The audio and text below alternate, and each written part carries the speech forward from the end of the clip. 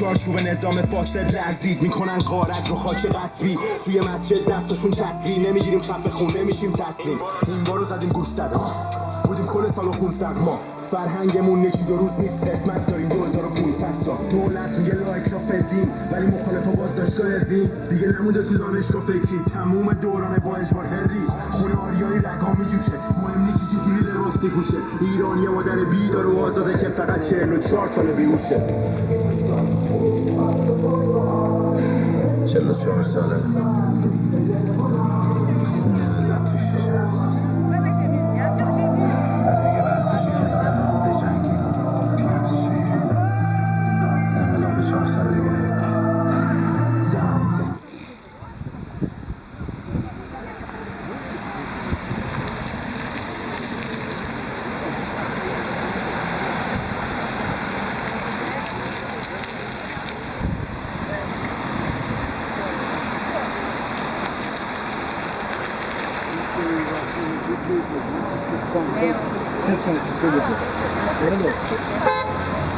Est-ce que quelqu'un peut nous... Tu peux filmer? Oui, ça te dérange pas? Tenez juste comme ça.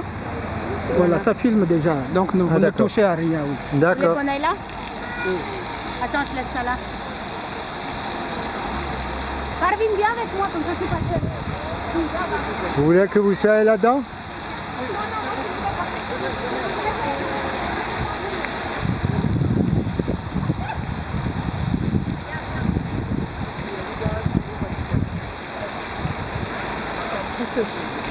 Bonjour, je suis le professeur Roland Janissem Ponty, le premier docteur en droit international du pétrole, des minerais et de l'énergie.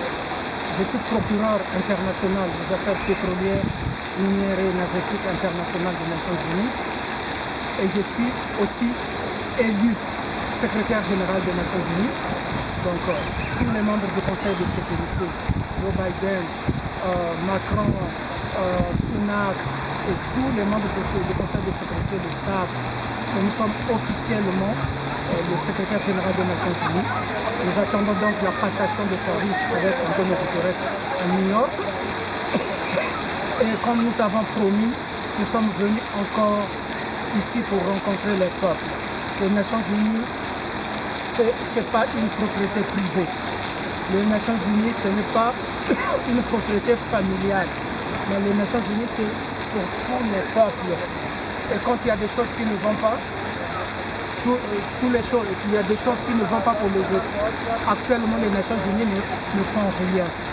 Je suis ici, nous sommes le 17 juin 2023 et je suis ici avec les femmes de l'Iran. Donc les hommes aussi sont là-bas, vous pouvez les voir, de l'Iran, le peuple iranien. Le peuple iranien est en train de souffrir.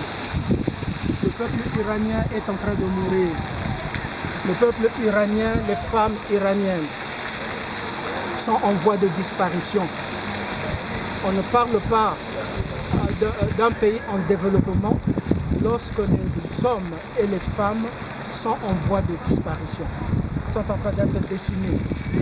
Et finalement, les criminels prennent les fauteuils aux Nations Unies et sont protégés par la police, alors que cette maison-là devrait être protégée par la police, par les casques bleus. Mais on paye la police pour venir protéger les criminels aux Nations Unies. Voilà pourquoi il nous faut une nouvelle structure. Voilà pourquoi c'est ça que j'avais promis, une nouvelle structure, parce que le système qui a été fait depuis des années, c'est un système de la mafia, c'est un système terroriste, c'est un système qui tue les femmes, qui les viole, un système qui fait disparaître les preuves des crimes. Alors, sans plus tarder, je donne la parole à ces deux braves femmes, parce que l'histoire du monde a été toujours construite par la liberté d'opinion, par la force des femmes. Donc je leur donne la parole. Alors, s'il vous plaît, présentez-vous. Vous êtes Moi, je suis Elodie Parvin. On est là aujourd'hui pour, vous avez très bien résumé malheureusement l'horreur de la situation en Iran. Aujourd'hui en Iran, les gens se battent, mais les gens sont fatigués. Les gens n'ont plus de force parce que dès qu'ils ouvrent la bouche, ils sont emprisonnés, ils sont violés, ils sont brutalisés, ils sont tués, ils sont pendus. Ils n'ont aucun mot à dire. Les femmes en premier lieu et les hommes qui les défendent, parce qu'aujourd'hui on a la chance de ne plus être seul. Mais on a besoin de soutien, on a besoin de gens comme vous à l'intérieur. On a besoin que là, dans ces bureaux, on arrête de faire des galipettes et qu'on arrête de faire semblant, qu'on écoute vraiment la souffrance des gens, qu'on arrête d'accueillir les tueurs, qu'on mette les gardiens de la révolution sur la liste des terroristes internationaux, qu'on arrête de les accueillir dans nos pays en nous empêchant nous d'être devant eux parce que, comme vous disiez, ils sont protégés par la police. Et nous, on risque notre vie tous les jours parce qu'ils nous prennent en photo, ils les envoient dans le pays et on risque, tous les Iraniens d'Iran et en dehors d'Iran sont interdits de rentrer chez eux, sont interdits d'être en contact avec leur famille et c'est inadmissible, il faut arrêter ça. Merci. Merci, vous connaissez très bien la situation, alors vraiment je suis fier de vous parce que vous avez bien résumé ce qui se passe en secret et ce que les gens ne veulent pas dire tout haut. Alors là je suis émerveillé parce que heureusement qu'il y a encore des femmes de courage, des femmes de vision, des femmes de valeur qui combattent aux côtés des hommes pour un avenir meilleur de l'humanité, pour une nouvelle structure des Nations Unies qui représente les peuples et non les intérêts. Voyez-vous, avant que je n'entre aux Nations Unies, quand j'écrivais aux Nations Unies, on me disait écoutez, cette institution-là, cette institution-là répond seulement aux autres institutions et exclut les hommes et les femmes. Alors que la Charte des Nations Unies commence par nous les peuples. La Charte des Nations Unies, mais quelle imbécilité, mais vous avez dit que vous avez des doctorats en relations internationales, mais quelle imbécilité!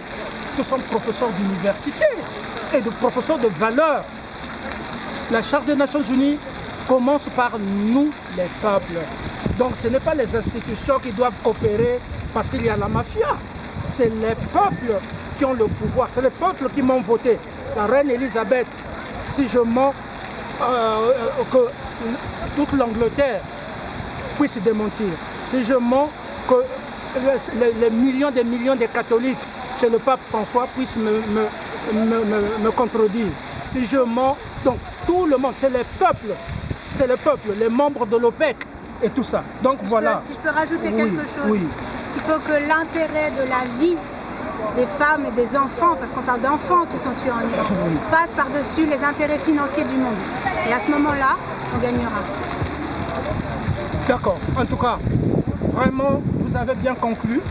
Et je vais justement continuer ce combat parce que vous m'avez donné ce mandat pour justement faire valoir le droit, protéger les femmes, protéger les hommes. Les femmes sont en danger. Les femmes sont en danger. Et ce que vous ne dites pas, la franc-maçonnerie est en train de sacrifier les enfants à l'autel. Est-ce que c'est les rituels qui comptent ou c'est la Charte des Nations Unies? La Charte des Nations Unies défend la vie. Donc il faut laisser les enfants de ces femmes-là. Il faut protéger ces femmes-là. La franc-maçonnerie est en train de tuer. C'est une organisation terroriste. Ça, il faut le dire. Comme le nouveau secrétaire général des Nations Unies, j'ai déjà aboli et je veux achever cette protection des hommes, des femmes et des enfants à New York. Merci beaucoup, que Dieu bénisse tous les peuples du monde, que le peuple iranien garde courage. Nous sommes là, vous n'êtes pas seuls. Que le peuple iranien, les femmes et les hommes vivent en harmonie. Regardez, nous ne voulons pas la guerre, nous ne voulons pas de conflits entre les hommes et les femmes. Regarde, ensemble, nous combattons le mal et merci beaucoup. Merci beaucoup. Est-ce que vous avez... Oui, on veut clôturer avec Jian Azadi, Zan Zendegi Azadi. Ok, merci beaucoup. Merci.